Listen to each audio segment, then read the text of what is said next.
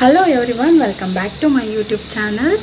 ಇವತ್ತು ನಾನು ವ್ಲಾಗನ್ನು ಸ್ಟಾರ್ಟ್ ಮಾಡ್ತಾ ಇರೋದು ಮಧ್ಯಾಹ್ನ ಆಗಿದೆ. ಇವಾಗ 2 ಗಂಟೆ ಆಗಿದೆ.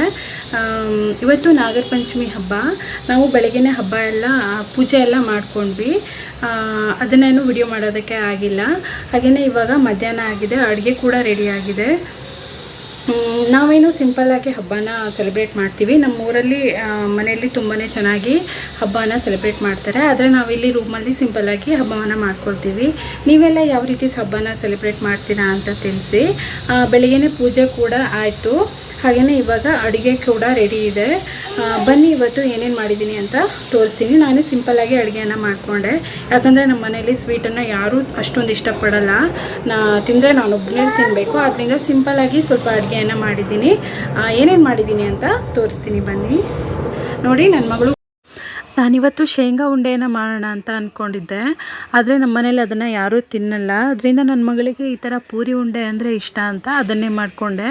ಹಾಗೆಯೇ ಇಲ್ಲಿ ನಾನು ಸಬ್ಬಕ್ಕಿ ಪಾಯಸವನ್ನು ಮಾಡ್ಕೊಂಡಿದ್ದೀನಿ. ಇದಕ್ಕೆ ಲಾಸ್ಟಲ್ಲಿ ಡ್ರೈ ಫ್ರೂಟ್ಸನ್ನು ಇದರಲ್ಲಿ ತುಪ್ಪದಲ್ಲಿ ಫ್ರೈ ಮಾಡಿ ಹಾಕೋಣ ಅಂತ ಎತ್ತಿಟ್ಟಿದ್ದೆ. ಅದು ಮರ್ತುಬಿಟ್ಟೆ. ಆ ನಂತರದಲ್ಲಿ ನಾನು ಅದಕ್ಕೆ ಹಾಕಿದ್ದೀನಿ. ಆಮೇಲೆ ಅನ್ನ ಸಾಂಬಾರು ಹಾಗೆ ಪಲ್ಯವನ್ನು ಮಾಡಿಕೊಂಡಿದ್ದೆ. ಈಗ ಊಟ ಮಾಡಿಕೊಂಡು ನನ್ನ ಮಗನ ಸ್ಕೂಲಿಂದ ಕರ್ಕೊಂಡು ಬರೋದಕ್ಕೆ ಹೋಗಬೇಕು. ಊಟ ಎಲ್ಲ ಆಮೇಲೆ ಸಿಗ್ತೀನಿ.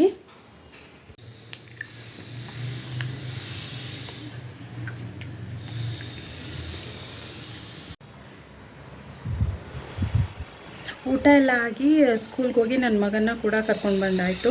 ಹಾಗೆಯೇ ಇವತ್ತು ನಾಗರ ಪಂಚಮಿ ಹಬ್ಬ ಆಗಿರೋದ್ರಿಂದ ಮೆಹಂದಿಯನ್ನು ಹಚ್ಕೋಬೇಕು ಅಂತ ಹೇಳ್ತಾರೆ. ಅದಕ್ಕೆ ಮೆಹಂದಿ ಕೋನ್ ತೊಗೊಬರೋಣ ಅಂತ ಸ್ಟೇಷನರಿ ಶಾಪ್ಗೆ ಹೋಗಿದ್ದೆ. ಇಲ್ಲಿ ಕನ್ಸ್ಟ್ರಕ್ಷನ್ ವರ್ಕ್ ನಡೀತಾ ಇರೋದ್ರಿಂದ ಸ್ವಲ್ಪ ಸೌಂಡು ಜಾಸ್ತಿ ಇರುತ್ತೆ.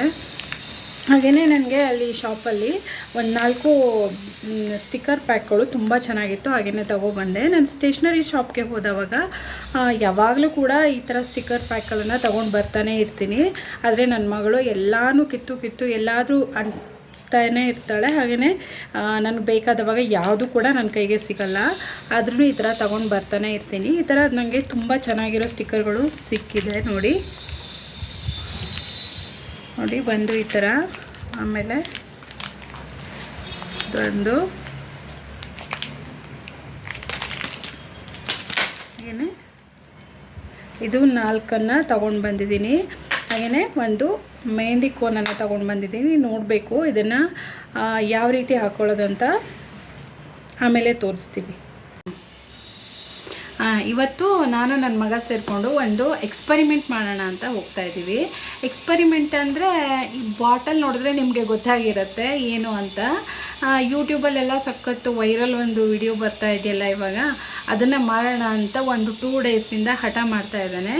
ನೋಡೋಣ ಅಂತ ಒಂದು ಬಾಟಲ್ನ ಎತ್ಕೊಂಡಿದ್ದೀನಿ. ಇದೆಷ್ಟು ಸಕ್ಸಸ್ ಆಗುತ್ತೋ ಇಲ್ಲ ಅಂತ ನೋಡೋಣ. ಇವಾಗ ಮಾಡೋಣ. ಇದನ್ನ ಇವಾಗ ಹೋಲ್ ಮಾಡಬೇಕಲ್ಲ, ಇದಕ್ಕೇನು ಬೇಕು? ಇದು ಹೋಲ್ ಮಾಡೋದಕ್ಕೆ ಏನು ತಗೊಳ್ಳೋಣ?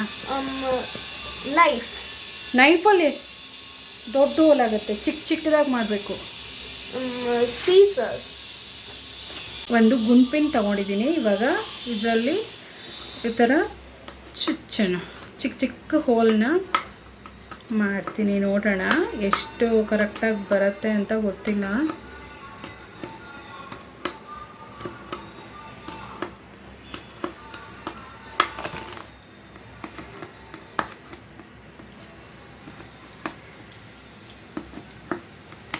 ಥರ ಫುಲ್ಲು ಎಲ್ಲಿವರೆಗೂ ಮಾಡಬೇಕು ಅನಿಸುತ್ತೆ, ಏನೋ ಗೊತ್ತಿಲ್ಲ.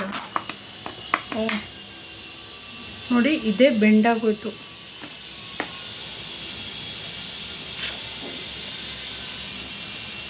ಈಗ ರೆಡಿ ಆಯಿತು. ಇದರಲ್ಲಿ ನೀರು ಕೂಡ ತುಂಬಿಸಿ ಇಟ್ಟಿದ್ದೀನಿ. ನೋಡಿ, ಈ ಥರ ಬೀಳ್ತಾ ಇದೆ.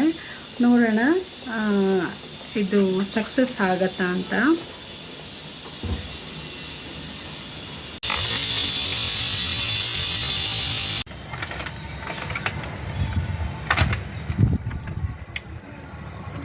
ಹಾಗೆಯೇ ನನ್ನ ಮಗ ಈವ್ನಿಂಗ್ ಸ್ನ್ಯಾಕ್ಸ್ಗೆ ಓಟ್ಸ್ ಬೇಕು ಅಂತ ಹೇಳ್ತಾ ಇದ್ದ. ಅದನ್ನು ಕೂಡ ರೆಡಿ ಮಾಡ್ಕೊಳ್ತಾ ಇದ್ದೀನಿ. ಇದು ನನ್ನ ಮಗನಿಗೆ ತುಂಬ ಇಷ್ಟ.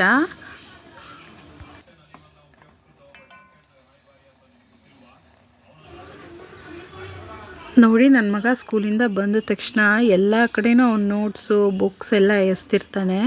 ಅದನ್ನೆಲ್ಲ ಕ್ಲಿಯರ್ ಮಾಡೋದ್ರೊಳಗೆ ಸಾಕಾಗಿ ಹೋಗಿರುತ್ತೆ. ನಾನು ಇದನ್ನು ಕೊಟ್ಟು ಹೇಗಿದೆ ಅಂತ ಟೇಸ್ಟ್ ಹೇಳೋ ಅಂತ ಹೇಳಿದೆ. ಬಾಯಿಗೆ ಹಾಕಿದ ತಕ್ಷಣವೇ ಅವನು ಹೇಳ್ತಾ ಇದ್ದ. ಆಮೇಲೆ ತಿಂದಾದಮೇಲೆ ಹೇಳು ಅಂತ ಹೇಳ್ತಾ ಇದ್ದೆ. ಅವನು ಟಿ ವಿ ಸೌಂಡನ್ನು ತುಂಬ ದೊಡ್ಡದಾಗಿ ಇಟ್ಕೊಂಡಿದ್ದ, ಅದರಿಂದ ಸೌಂಡನ್ನೇ ಮ್ಯೂಟ್ ಮಾಡಿದ್ದೀನಿ. ಆಮೇಲೆ ನಾನು ಬೆಳಿಗ್ಗೆನೇ ಸ್ವಲ್ಪ ಈ ಕೋಮ್ಸ್ ಎಲ್ಲ ವಾಶ್ ಮಾಡಿ ಇಟ್ಟಿದ್ದೆ, ಅದನ್ನೆಲ್ಲ ಒಳಗಡೆ ತಂದುಬಿಡೋಣ ಅಂತ ತರ್ತಾಯಿದ್ದೀನಿ. ಇದು ಅಷ್ಟೇ, ಇಷ್ಟೊಂದಿದೆ. ಆದರೆ ಒಂದೊಂದು ಟೈಮ್ ಒಂದು ಸಿಗಲ್ಲ, ಮಕ್ಕಳು ಎಲ್ಲಂದ್ರಲ್ಲಿ ಎಸ್ತಿರ್ತಾರೆ. ಹಾಗೆಯೇ ನನ್ನ ಮಗಳು ಕೂಡ ಮಲಗಿದ್ದವಳು ಎದ್ಲು. ಎದ್ದ ತಕ್ಷಣ ಅವಳು ಈ ಥರ ಒಂಥರ ಸೈಲೆಂಟಾಗಿರ್ತಾಳೆ. ಸ್ವಲ್ಪ ಹೊತ್ತು ಬೇಕು ಅವಳು ಚಾರ್ಜ್ ಆಗೋದಕ್ಕೆ. ಹಾಗೆ ಹೊರಗಡೆ ವಾಕ್ ಮಾಡಿಸ್ತಾ ಇದ್ದೆ. ಕ್ಲೈಮೇಟ್ ಕೂಡ ತುಂಬ ಚೆನ್ನಾಗಿತ್ತು, ಮಳೆನೂ ಇರಲಿಲ್ಲ. ಹಾಗೆಯೇ ಮೋಡಗಳು ಕೂಡ ತುಂಬ ಚೆನ್ನಾಗಿ ಕಾಣಿಸ್ತಾ ಇತ್ತು. ಹಾಗೆಯೇ ವಿಡಿಯೋ ಮಾಡ್ಕೊಳ್ತಾ ಇದ್ದೆ. ಹಾಗೆ ಒಂದು 10-15 ನಿಮಿಷ ಇಲ್ಲೇ ಹೊರಗಡೆನೇ ವಾಕ್ ಮಾಡ್ತಾ ಇದ್ವಿ.